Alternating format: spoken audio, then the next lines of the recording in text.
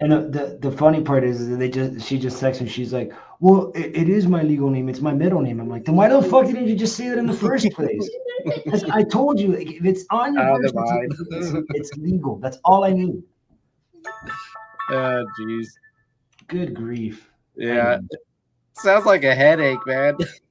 Yeah, like, I mean, I don't have to deal with this shit too often, but like the thing is, like, let's start recording. Let's talk about this shit. No, it's all good, dude. So I'm here with Alfonso. I hope I said that right. You did. Of HEARTSICK. They just got off of, I believe, right? It's 3 shows that you guys recently did, right?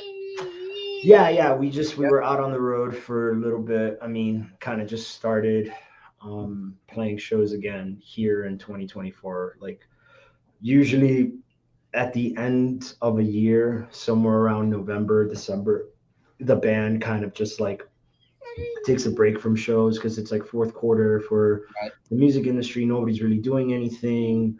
So, and then it's like winter up here in Michigan, and trying to get to shows is a pain in the ass and all that other stuff. So usually like November, December, we take a break and pretty much don't start playing shows again until like maybe February or March.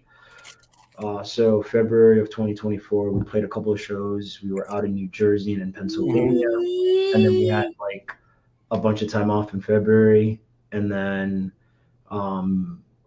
kind of chilled. And then March starts, and now March we've had a lot of shows, and then April we have a shit ton of shows, and it just kind of picks up from there. So we were just out, I think last week. I'm losing track of the days, but yeah, the first week of March, we were out for 3 days with Dead Cassette, some of our friends, and we did like Ohio, Indiana, and Illinois, and then we just had some other. I think we had like a week off, and then we just started playing shows again. And then next week, this week, at the end of this week, we'll be in Illinois and Wisconsin. And then the week after that, we're in New York. So yeah, it's getting. Man, that's definitely picking up for you guys. I was going to ask about that. The show that was on the 23rd, that was like I was reading the post. That was like a smaller, like kind of show that you guys used to do. Can you describe that for me? Yeah. So we just played a show here in East Lansing on campus at Michigan State University. It was like a house show. So when the band first started, years and years ago, we were a brand new band. We couldn't really find any place to play, and Lansing didn't really have any like venues. Lansing didn't have like a real venue. So most of the shows we were playing were either art galleries or like VFW halls. Like, there was no like venues. But before we even did that, nobody knew who we were. So we ended up just playing like house shows for our buddy who was like living in this house in East Lansing when we were all going to college. So that's how kind of people started discovering us, because we were playing house parties on college campus. So it'd been a long time since we played like a true college party house show. And I go to MSU right now. I'm finishing up my bachelor's, and then I'll be starting on my master's. Wow. And I met this dude in class who's like a metalhead, and discovered that like I was in a band after a talk. And he asked if we could play his house party, and I was like, "Fuck yeah, of course we can. Let's do that." We haven't done that in a while, so that's kind of how it worked out. It was super fun. It was great. Yeah, I've been to maybe 1 or 2 house shows. Don't remember what the bands were. I was pretty young, and those get really wild. Oh, they get crazy, man. They get really wild. That's talking my language right there. And honestly, I feel like in my experience, those smaller shows, like the smaller venues, I prefer those because to me, I think the sound is a little bit more contained, and also in some kind of a way like bigger. You know what I mean? Or louder in those smaller places. So I've been to a few arena shows, and I feel like the sound bounces around too much. I like them, but I prefer the smaller, intimate, like bar shows or just like theater shows, like at a theater or something, I wanted to ask you about Blue Ridge. I had a friend that went and he saw you guys at that. I don't know if you remember him. His name's JT. You guys were one of the lucky bands to get to play, right? Yeah. We were one of the very few bands that got to play the actual like festival as part of like the festival lineup. So we played Thursday, and we were lucky because Thursday is when the storms started. So we were the very first band on the main stage, right, at Blue Ridge, and that was like at 12:45 in the afternoon. And we played and it went great. It was cool, whatever. And then like, dude, like we were backstage just hanging out. And I mean, it was bizarre. It went from like a completely beautiful, hot, sunny, muggy ass day in the Virginia mountains. Like literally from 1 minute to the next. And then suddenly it was like Wizard of Oz, like thunder, lightning, tornado, high winds. It was fucking bananas. It was insane. We were backstage and they're like, hey, we got to hunker down because there's a storm coming. We're like, there's a storm coming. And it was like super sunny. And then like, it just like came through, dude. And it was scary. Like the first storm was really, really scary. It was like the sky went black and like, it was like winds of like 30, 40, 50 miles per hour. Like, dude, like the stage was like swaying. It was nuts, bro. It was like, man, we were like, what the fuck is happening? And like, it was so bad that Evanescence's gear, like they lost like, I think it was like $180,000 worth of gear because the rain, good Lord, man, fucking destroyed it. Yeah, it was really bad. And so that night got canceled. So that was like the first sign of like kind of trouble with like weather. And then the next day, that Friday was fine. Nothing happened. And then Saturday, as you know, they canceled it and all that. Yeah. But we got to play the actual festival because we were part of the actual lineup. Yeah, I mean, I'm glad you guys got to play. It's unfortunate that a lot of other bands didn't.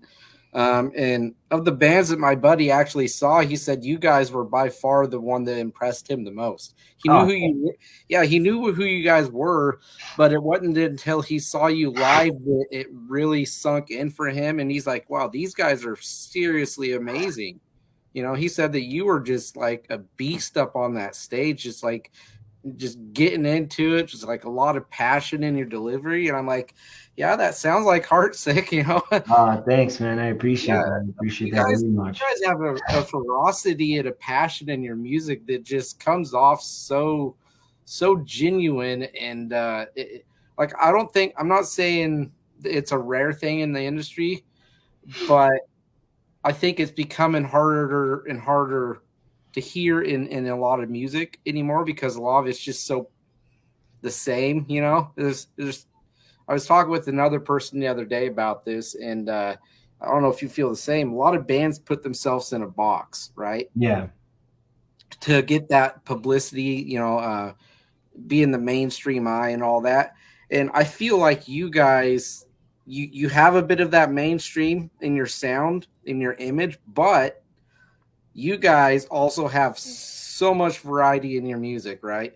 One song could just be flat out metal or metalcore kind of infused, just like in your face. Then the next minute, a song like Shadow comes on and it's like this stabbing westward kind of like sounding.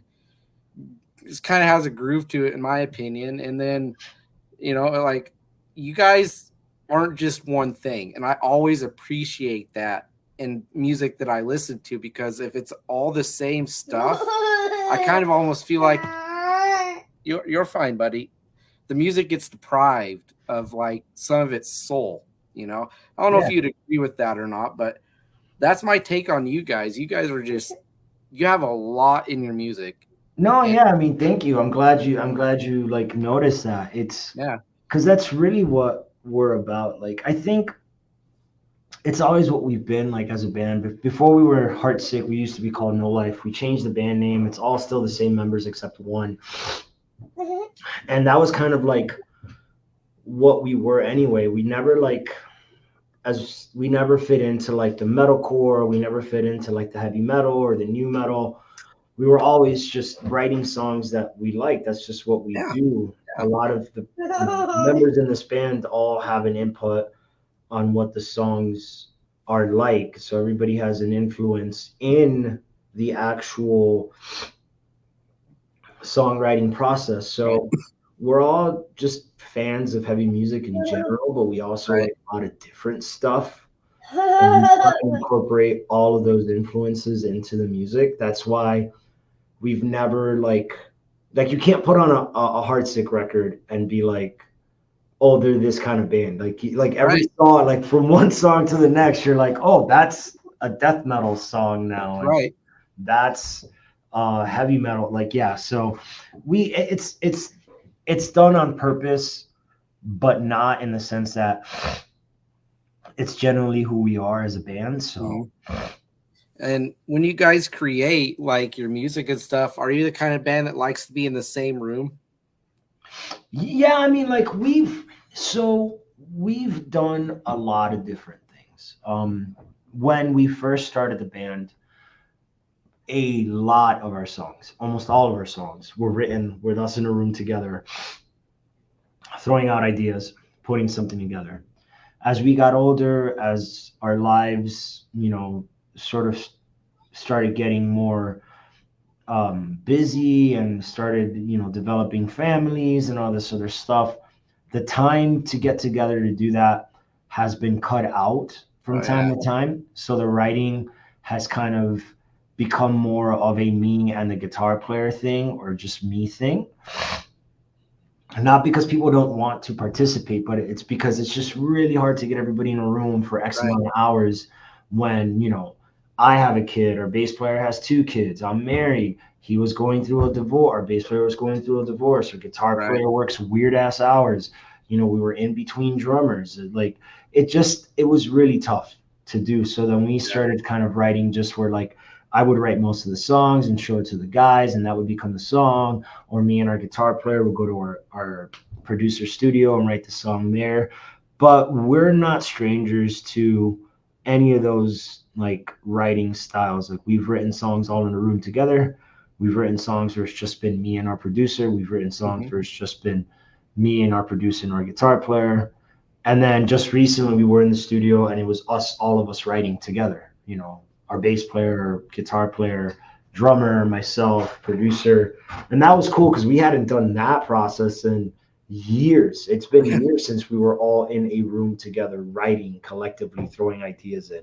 That was really cool. I prefer that method the most because I feel like everybody gets to say and the song comes out how everybody wants it to come out.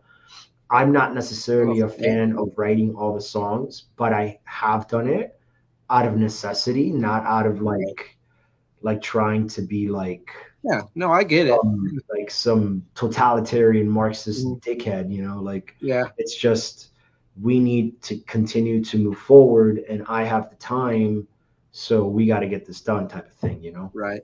And the studio thing you were talking about recently, that those sessions were for the batch of covers and the few new songs that will be coming out, right? Kind of yes and no. So we've been in the studio on and off since like 2019. So we started recording new music after we released our record Sleep Cycles. We released our record Sleep Cycles in 2019, and that very year we were back in the studio writing songs.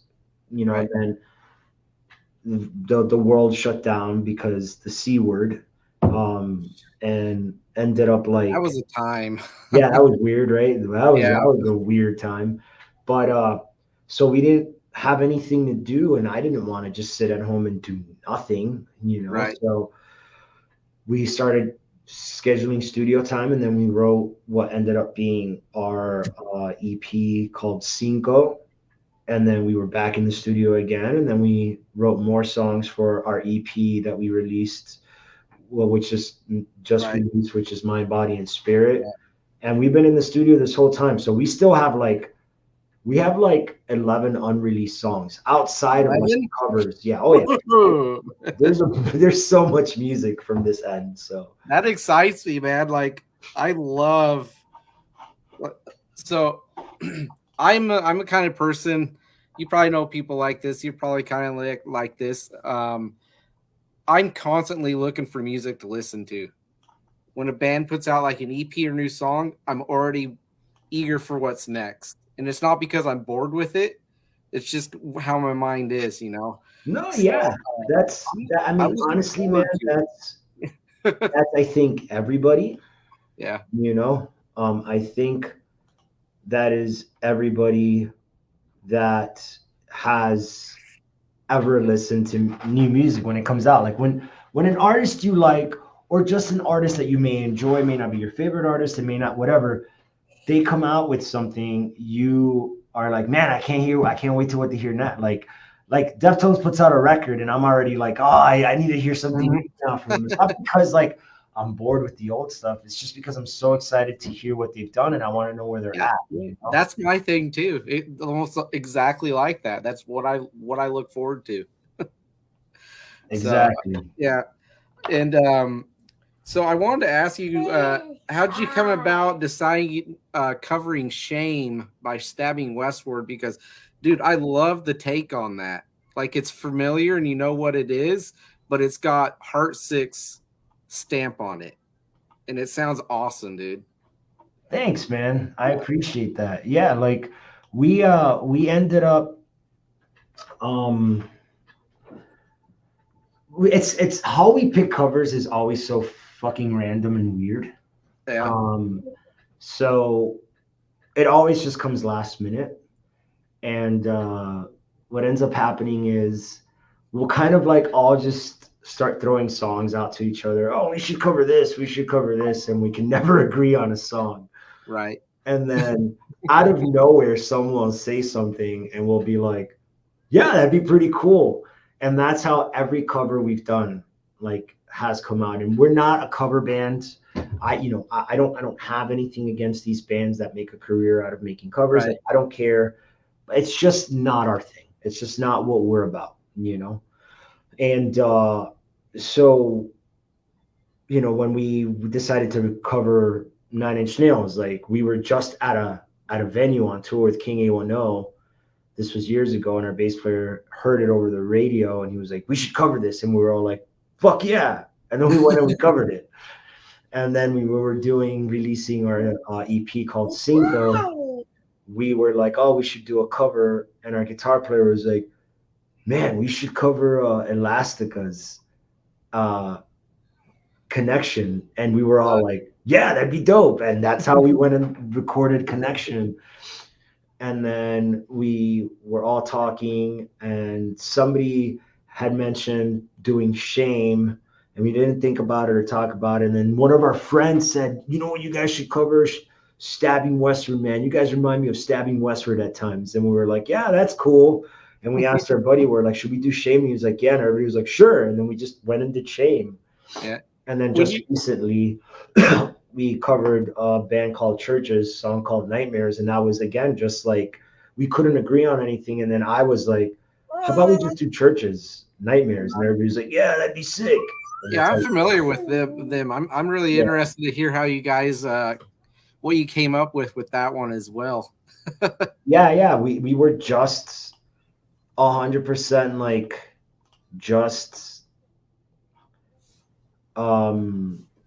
doing some idea like searching, and just ended up being like, yeah, like we're like, these are the songs we're gonna cover. Like we were thinking of covering Sneaker Pimps.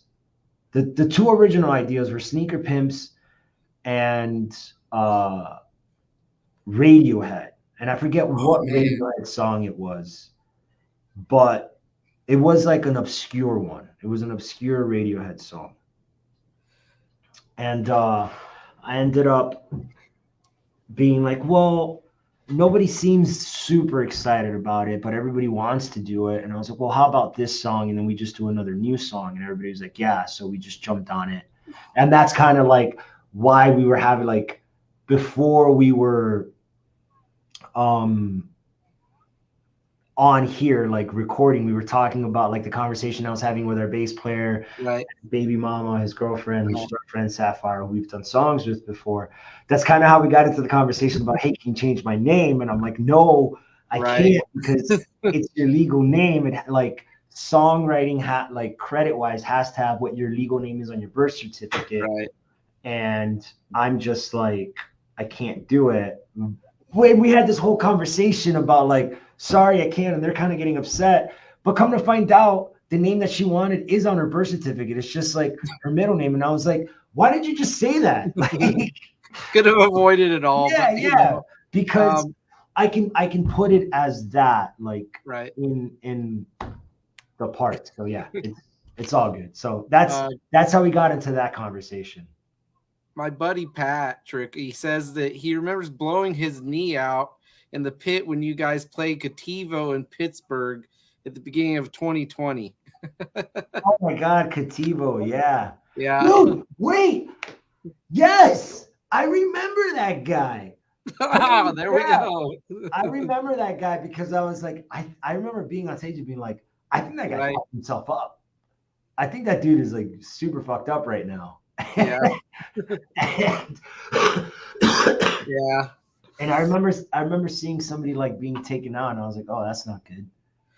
Yeah. Sound like you had fun though. Yeah. I mean, we try to make our shows fun, man. We like. Yeah. I mean, I haven't seen you guys live, and I've listened to you guys for. I think I said to you that I was a newer fan when I messaged you guys on Facebook, but when I was looking into it, I'm like, wait, no, I'm not. I've known who these guys are for a while, because the self-titled. I remember listening to that when that came out.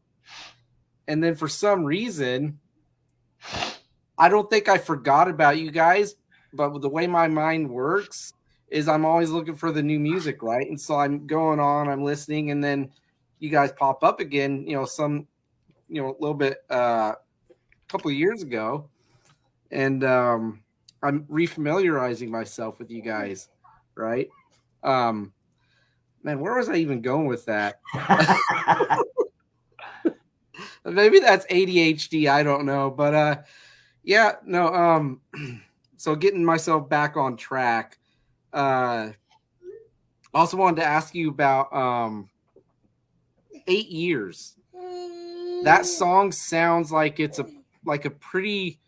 I took away a personal message from it, but I don't know if I'm really following. If I'm getting what it was actually written about. What is 8 years exactly? So 8 years is about my dog Gulliver that passed away in 2022. Oh no, 2021. So it's called 8 years because he was exactly 8 years old when he passed away. And the song is about me and him, and just wishing how I had more time with him, and, like, wishing that he was a human being so that we could have conversations, because he was really my best friend. Like, I really, really love that dog. Like, it sucked, dude. Like, I've lost dogs before. I've lost pets before. I'm a dog guy. I like cats too. I don't, I love dogs. Yeah. I have cats, I have dogs. But yeah, this was a dog that, like, interesting enough, it was that, like what's the that like typical, like, I don't want this dog story, and then it becomes with it kind of thing. The dog was kind of thrown in on my lap by a friend who was moving and needed me to take care of this dog for a month. The dog was such a pain in the ass. Like, he was just not a dog that I felt was up to my speed. He was very kind of aggressive at times and pissed on everything because he was always scared. Like, something happened to that dog in his life before she had it that really messed this dog up, and must have been very, very traumatizing. And I ended up staying with the dog because she couldn't take him. So I kind of, like, by de facto end up with this dog that I don't want, but I'm not gonna like throw it in the street. And dude, like we just soul bonded, man. Like it was like that dog, everywhere I went, he was with me, you know, around the house, like slept with me, like everything, all the time. And we had gone on a vacation, me and my wife, to Puerto Rico, and my and we ended up having to like come back home after acting weird. He wasn't being himself. Come to find out, we take to the that, and he was like 3 months, and that was it, you know. Damn, man, that's kind of reminds me, and now it makes sense. A lot of the lines in the song, you know, it's about your dog, but I took away like a sense of connection that was being talked about through it, and like love for someone or something, and you know that longing you were talking about of wanting more time. Yeah. We had a family dog. She was a dachshund named Sophie, who I think it was about 2012 or 2013 that she passed away. Out of nowhere, just got real sick, and she had I want to say it was a whole bunch of cancer, and like she had her organs shutting down just out of nowhere. And that's how I felt when she died, because her and I were bonded too. Like I was her person, she was my dog. My mom bought her for herself, but you know, I bonded with her, and she was, you know, my best friend, you know. Yeah. So I relate to that, you know. That's, you know, pets, any kind of pet, you know, they're family, you know, and you grow to love them just like you would a person, you know. So. Yeah, and for me, man, like losing that dog was just brutal, dude. It was it was not fun. I mean, I still get super emotional about it. And like, I guess for me, it affected me differently than other animals I've had that have like passed away. Because like I had to watch him die, like physically, literally sit there with him and like just see him die. It was the worst thing I've ever had to deal with. Like it just, I would rather get fucking kicked in the knee than fucking ever have to deal with that again. Like it was just brutal. It just sucked. So it was the worst experience I've ever had to deal with. No, I'm sure it was. Like my mom asked me if I wanted to come with her when she went to take her to the vet to have her put down, and I told her I couldn't handle seeing that. You know, so I get it. Like 100% get it. It was really, really tough. But that's what the song's about. So it's really just about me just wishing he was a human being, and like wishing like I had more time with him, you know? Yeah, I mean, that makes it beautiful in my head, you know. That's a beautiful sentiment, you know. And I connect with songs like that, you know, the most. I feel like most people do. And then I also wanted to touch on Event Horizon. Yep.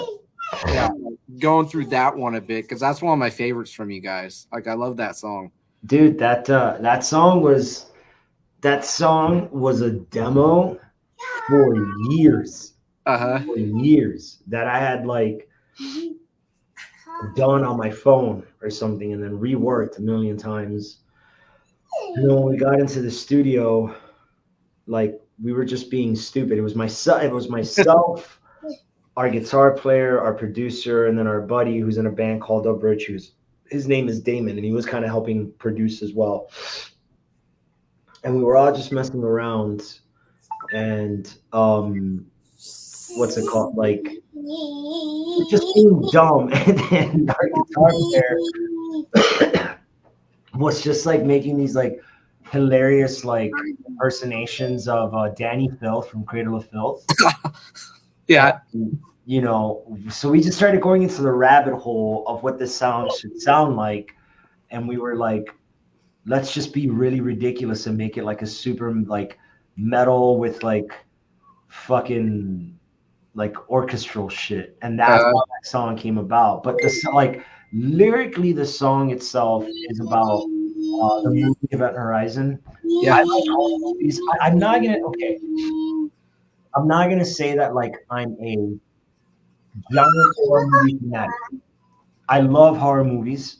I wouldn't say, especially as a filmmaker, I wouldn't say that horror is my favorite genre. I enjoy horror very much, and I love watching horror movies. I really do. But genre-wise, it's probably not my favorite. It's probably my second favorite. I think genre-wise, I'm more of an action movie person. But yeah, same. I'm martial arts, dude. I love the kicking people's ass. Like I love that shit. I think it's really fun. But Horizon is my horror movie. And I remember being a kid and going to watch it in the theaters and like going like on a double date with like my friend and his girlfriend and my girlfriend at the time in high school. So it's not really about just the movie Event Horizon. Like that. It's literally about I wouldn't have even guessed that. I really would have, and I love that movie. I've seen it several times. Yeah. I'm just like, for me, lyrically, I have a really hard time like writing about the same shit over and over again. Some people are very good at articulating their feelings about a certain subject. They can write novels and shit about like breakups and like addiction and all this other stuff, or whatever it is. Or like a lot of people write songs lyrically about interactions that they have with other people, and I think that's fine. They're very good at that stuff, very incredible at that stuff. And it doesn't matter who we're talking about, but a good portion of lyricists that are popular write about things that people can relate, Right. Not getting along with somebody, telling people to fuck off, whatever. Although I have written in that space in the past lyrically, it's just not something I enjoy doing. I don't find a challenge in writing about how many girls broke my heart, or about who cheated on who, or what person like, or like I don't mind writing about it. I find more joy that I find interesting. And sometimes we'll go into the studio and we'll write a song about my favorite horror movie. About Sin City and like making a story up to fit that kind of vibe. And other times I'll write a song about my dog, and other songs are about like the slave trade. I just like writing about shit that I find interesting. And sometimes maybe that's like not a great approach if you want to be like a what's it called, a mainstream artist, because then people can't really relate as much. But that's just who I am, man. I gotta stay true to myself. I don't want to sit here and be like, oh, I dated this girl when I was 17 and she broke my heart. Like, that's fine, but like I don't feel that way anymore. Like I don't care about that stuff. No, I totally get where you're coming from. That's why I can't connect with a lot of mainstream music. I listen to it.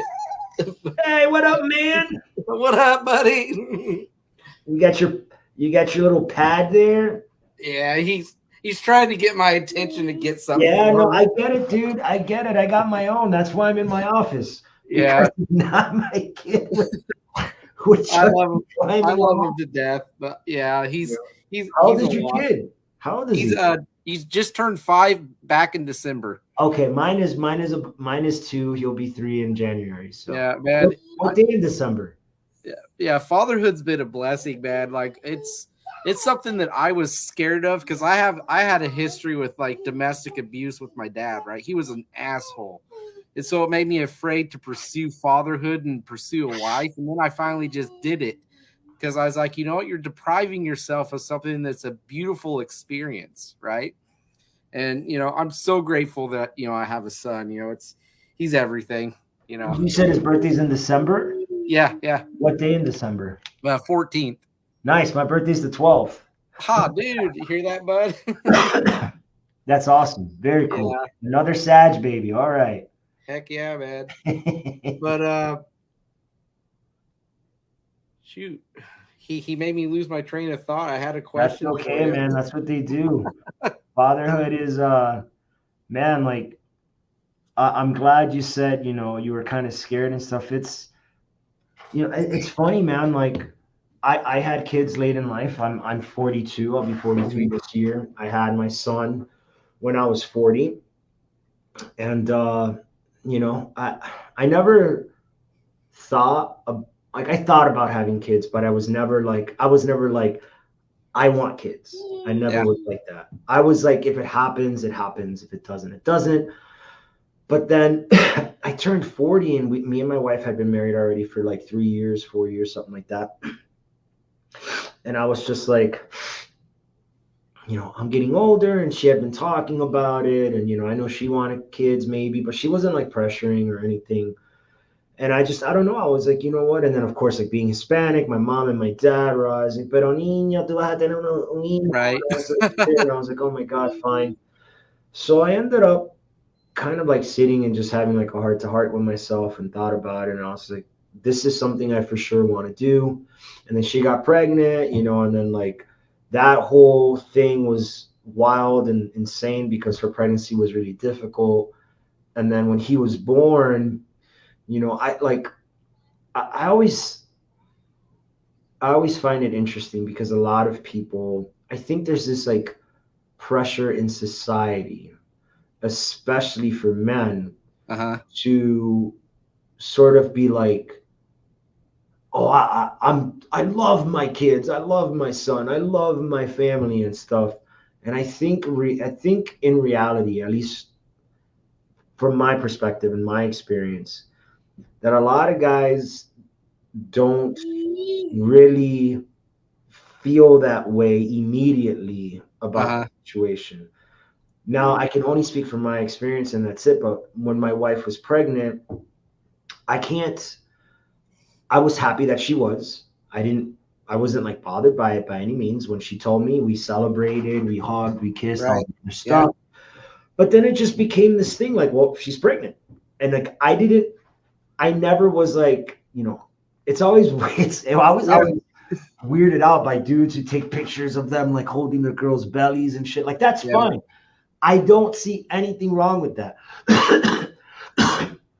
I just don't think I've ever been able to relate to that sort of emotional connection to that particular subject in that way. So for me, I always found it strange in general, even before having kids. And then when my wife was pregnant, I was never like, oh my God, like this is amazing. I was kind of just like, yeah, she's pregnant. Like, life's happening right now. And then when he was born, it was crazy. Like, I felt this immediate need to protect this thing with all my being, with everything. It was like an involuntary, I can't explain it, but it was this involuntary feeling of like, I would literally kill somebody for you. Yeah. Like, and not think about it at all. I would just do it and deal with whatever repercussions came from that. But I didn't feel connected. I didn't feel like this, like, I'm so in love with you, oh my God, like crying because I feel this deep love. I didn't feel that. I kind of was just like, okay, this is a thing. And obviously I feel a connection to him, but, being fully transparent and being, super candid, like I didn't feel anything like that. I just was kind of like, okay, this is a thing that's happening and this is cool. And I'm ready to be a dad. I'm scared. I don't know what comes next, but we're going to face this. Now, I think a lot of that had to do with the fact that my son was born prematurely. He spent about 3 months in the NICU. He wasn't home. So I never felt the connection in the way that my wife did because she carried him in her belly and she had to deal with all the complications. I was like a weekend dad. It was like, I would go visit him at the NICU. He couldn't come home with us because he was not doing well. And then I would live my life every day normally. There was no kid at the house. So I never felt this connection. But finally, when he came home, I want to say like at the 6 month mark, when he had been living with us for about 3 or 4 months, so 6, 7 months, I don't know, it was weird. It was like this like switch went off in my head. And I went from kind of just being like, cool, yeah, that's my kid. Awesome, I love you. Very like surface level kind of like, I love you. I know that I love you. I know that you belong to me. But I didn't feel these like deep feelings the way that a lot of my guy friends were like, oh man, when you have a kid, bro, it's gonna change your life. You're immediately gonna be like, I didn't feel any of that. I was like, what are these fucking psychopaths talking about? Or maybe I'm crazy. I don't know. Right. But then like 8 months, 6 months in, something like that, dude, there was like this like change immediately in my head. And I was just like, I woke up and just was like, I've never loved anything as much as I love you. And then since that day, I don't know how it's possible, but I fall in love with my son more and more and more and more and more, to a point where it's like I work in an office, and I've got several jobs. I've got like 2 jobs, but one of my jobs I work at an office, which I'm in right now. Mm-hmm. And I'll just sit here now. I'm like 5 minutes away from my house, and I'll just like straight up just be like, I'm going to my house for a minute just to like hang out with my kid, because like I physically don't want to be away from my son. Like I just want to be in his presence. And I never felt that way when he was first born. This kind of just like happened like 8 months in to him being alive. And I just always wondered like if a lot of other guys kind of go through that, but nobody really says anything because, you know, it's you. I mean, they're like afraid to. Yeah, because I mean, I know it sounds kind of like a serial killer. Like, yeah, I didn't really feel anything at first, but that wasn't it. It was just, it wasn't like a feeling of disconnect for me. It wasn't like a feeling of like, I don't want this being.